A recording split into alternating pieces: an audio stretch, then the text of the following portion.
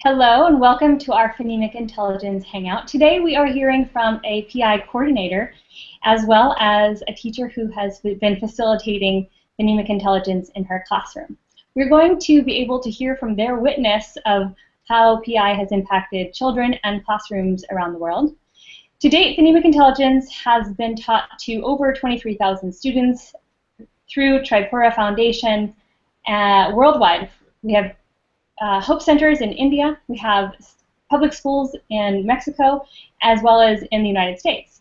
We're hearing today from our teacher and coordinator in the US. If you're interested in establishing PI in your school, please contact us at office@policenter.com. So welcome, both of you. Thank you so much for joining today. I welcome Courtney and Mario. Thank you for taking your time. So Courtney, let's start with you. You are a 4th and 5th grade special education teacher, and you have been implementing phonemic intelligence in your prior year classroom. So please first tell us a little bit about who you are, what you do, and then we'll get into more of how phonemic intelligence has impacted your class. Okay, great. So yes, I'm a 4th and 5th grade special ed teacher. I have a special day class, and it is for mild to moderate disabilities. And so I have a range of disabilities in my classroom, from ADD, ADHD, autism, to speech and language impairments, or even processing deficits, either visual or auditory. So yeah, so I had 4th and 5th grade students. Great, that's quite a handful. Yeah. So how did you get introduced to phonemic intelligence? I was approached by Mario and Chantel, and they gave me a little bit of information, and I thought, wow, you know, was really interested by the information they gave me, and as a teacher, I'm really willing to try anything that's going to help my students in the classroom, especially to focus and to learn and to build confidence in themselves. Right, right. So I understand you've been teaching this in the classroom last year for 8 months. Can you tell us a little bit about how this has transformed the students? When Chantel and Mario first came in and we started going over the routine, I was a little bit hesitant because I thought, oh my gosh, there's so many steps. They're never going to be able to do this. And you know, we started small and we just built upon it. And I held on to the reins for a very long time with the script and the movements and taking it very slowly, and then slowly the kids just started to fall in line and they were interested in doing it. And when I actually handed over to the reins to some of the kids to lead, I was so impressed. They actually seemed to do better when they had a peer lead the group than when I did it myself. There was a transformation in the kids in that way. Mm-hmm. That's really interesting. You mentioned earlier how one of your students who was quiet actually took the lead. Can you tell us about him? Yes, he was the quietest student in my class, and when I asked for volunteers the first time to lead, he raised his hand high, and I thought, all right, come on up and do it. And he did a magnificent job. He was so confident, and his voice was so calm and clear. He was amazing, and he was really my go-to student if I was going to be out of the classroom, and I still wanted the kids to do their phonemic intelligence every day because it was such a part of our day, that he was the one that would do it when I was out of the classroom, and it ran just fine without me. Wow. So he must have really resonated with the technique. Yeah, and I saw a lot of confidence build in him in other ways too. That was just one part of it. I mean, he grew as an artist. He's quite artistic, and now that he's in middle school, he's in an art academy. So I'm so proud of him. Wow, that's fantastic. So what other changes did you see in the classroom in general across the 8 months? I felt that the class as a whole was became calmer. It was easy for me in terms of classroom management to get them to settle down. I always used the technique after coming in from recess when they were outside playing, and it was a great way for them to kind of focus in on themselves and get ready for the next task that we were going to do in the classroom. So I saw a calmer environment. I saw less arguing amongst the kids. I saw confidence among the students. and really kind of taking responsibility for what they were doing. Some of the students who had problems with focusing and attention, I saw an increase in their ability to stay on task. Wow. And what about behavior problems or any specific kind of scenario you could share with us? One of my students this year is a 5th grader, and he's in another classroom this year, and he has ADHD, and it is quite significant. He has a really hard time staying focused, and it was something that we worked on last year, and this classroom is not doing the phonemic intelligence, and this year he has had an even harder time staying on task, listening to his teacher, and in fact he comes to me every day and he says, "Can I please come back to your class?"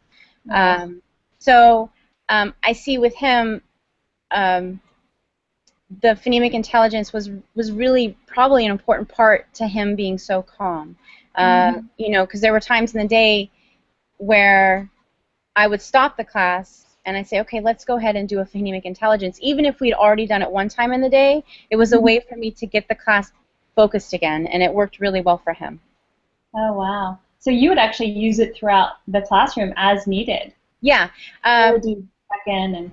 Yeah, here school-wide we do something called self-control time, and instead of doing self-control time, I made it my phonemic intelligence time.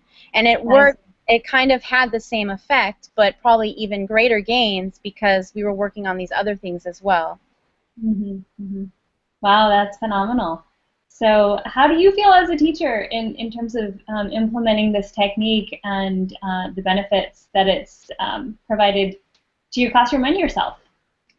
I definitely think that the kids at first it's different. It's not something that they're used to doing, and so at first they were a little bit hesitant. But once they grabbed onto it, it changed the energy in the classroom. Everybody making the sounds together, a lot of them would say, "Oh my gosh, I can feel my brain tingling," and I'm like, "Yeah, me too. That's great. I think that's what it's supposed to do," or "I feel myself getting smarter." And so there was just like this boost of confidence. I'm excited to do it again this year to get started, and I'm hoping that maybe some of the other classrooms on my campus would even be interested, particularly the special ed department, because I think that anything that we can do for these kids to help them build confidence and to work on being able to focus is invaluable. You know, why not? Why wouldn't we? Definitely. I was just going to ask you that. What would you say to other teachers in terms of, you know, encouraging them to give this a try, or, you know, what would you say to your fellow teachers out there? I would say, you know, I know that a lot of times we feel overwhelmed in the classroom, and we have lots of things that we have to do, and we have timelines and pacing guides, and there's a lot of push for, you know, bringing up test scores. But I would say to them, try it. Just try it. Spend the time in the day and just give it a try. And you will see the difference. You will see the difference. Why wouldn't you? It doesn't cost anything. It just takes a little bit of time. Thank you. That's awesome. And how much time does it take? I say it would be anywhere from 5 to 10 minutes. Yeah, so 5 to 10 minutes a day. 10 minutes would be really long, but I mean, as the kids became more proficient at it, we could get it done in about, I would say, about 7 minutes. Wow, fantastic. So that's not a lot. I mean, you spend that time doing a lot of other things that would be exactly useless. So, fantastic. Well, thank you so much, Courtney. Yeah. All right. So, Mario, Hello. thanks for tuning in and joining us here. So tell us a little bit about your experiences with phonemic intelligence. I understand you are the creative manager at PI, and you actually prepare the training materials that go out to the schools, and that's a phenomenal job. And then you get to go and actually help train the teachers. Is that correct? Yes, that is correct. Actually, that's one of the most enjoyable parts about my job, is I do get to get out in the field, not only deliver the information to the teachers and the children in the beginning, but do follow-ups where we get to see the results in the classroom. We get to do monthly visiting each classroom, whether it's just a one classroom school and sometimes an entire school. You get to go and spend that time with each classroom and the children and see what PI is really doing for everybody. Wow. So can you tell us a little bit about what type of changes you have seen since you're checking in with them every month or so, right? Yes, correct. Every month, we go once a month throughout the entire program. And the first thing that really jumps out at you is the confidence level that comes out in the children. It's usually the second or the third visit you really see where you first walk in and nobody really looks at you, who's kind of shy, this type of thing. And even though they don't quite know you yet on the early visits, the second or third time, if you ask a question, you see a lot of hands go up. And they're ready to answer. They've learned about the program. They're already involved in it and enjoying it. So you see that change. And then we get a lot of feedback like Courtney has here from the teachers, really build a strong relationship from the teachers. So we get testimonials from them, from principals, and sometimes from the students as well. So you get to really hear about these changes in their confidence or their, whether they're an aggressive child, maybe fighting or not quite getting along sometimes, to where this is just really calmed down and is not taking place. So you hear quite a bit of different things taking place. Can you give us an example of the type of stories? I'm sorry? Of the type of stories that you hear. Well, I've heard one of them was a young boy in Mexico who was always in conflict with the other students. A lot of times his desk had to be moved away from everybody. He didn't want to be involved during group settings, whether it was a teaching situation or, they sped up for different techniques, those types of things.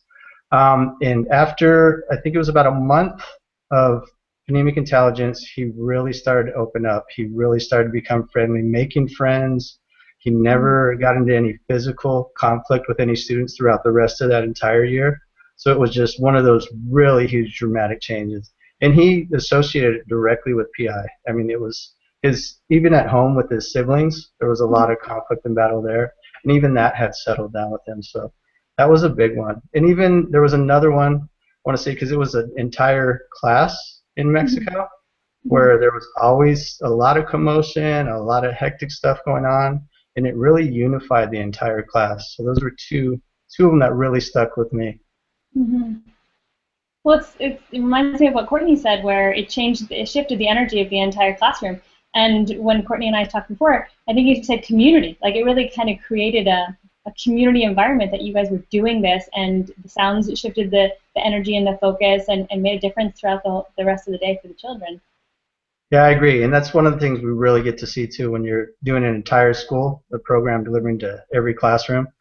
After your fourth visit, you really start seeing each classroom you visit, there is a calmness when you come in, and there's it's a unity, like you were saying. So you really see these shifts and these dramatic transformations, not only in individual children, but as an entire group.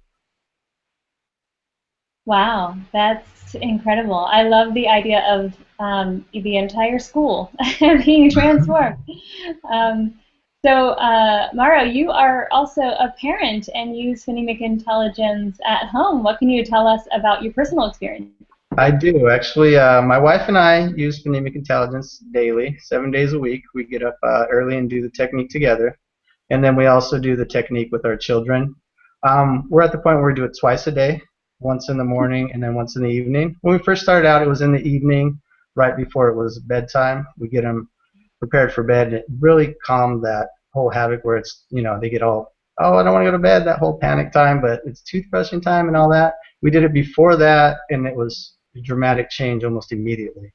They just went about their routine, did their teeth, got themselves ready for bed, so we really started noticing a lot of difference there. And then two of my children had a little bit of reading disabilities, so we started doing it again in the morning before school. And then we noticed a huge transformation, because the part about before school was they would start getting themselves ready. There was no more, where's your backpack? What did you do with your folder last night with your homework? It was you'd go in, their thermos would be on the counter, their lunchbox, their backpack was already packed and ready. They got themselves together. So you really start noticing these huge shifts. And not only that, but it really settles the entire house down. There's a real calmness that comes with the house at that point. So. Wow. So I'm hearing a consistency here. There's an increase in confidence, there's focus, there's calm, and well, those aren't necessarily measurable results, but you can measure them in the essence of your experience, right? You definitely feel the difference when you walk into a classroom when it's chaotic and agitated versus when it's calm and peaceful and focused. And same with your home, Mario, right? So I think, for me, the takeaway here is that phonemic intelligence, from what I'm hearing, is creating an environment that facilitates a creative process, allowing children to be able to be in their true state of stillness and calm that allows them to express their creativity. Like you said, Courtney, with that child is now able to actually focus on his art and be expressive. To be able to behave better in a way that engages other people so that these children can make progress in their life. So there's definitely a significance that we're hearing throughout all the stories. And I've been talking to other people about phonemic intelligence, and this has been definitely one of the streamlines in terms of results. So to wrap it up, Mario, what would you say to anyone out there who is interested in phonemic intelligence or looking to implement it in their school or give it a try themselves? I would say please do contact us, because it really is a huge benefit within the classrooms. Not only in these behavioral issues, but we do have testimonials from teachers where there are improvements in grades and there are these learning disabilities that are able to overcome these humps. Not only did I see it in my children, but I see it every day when I'm out in the field. It really does help. It really helps the children. Right. Fantastic. Well, thank you.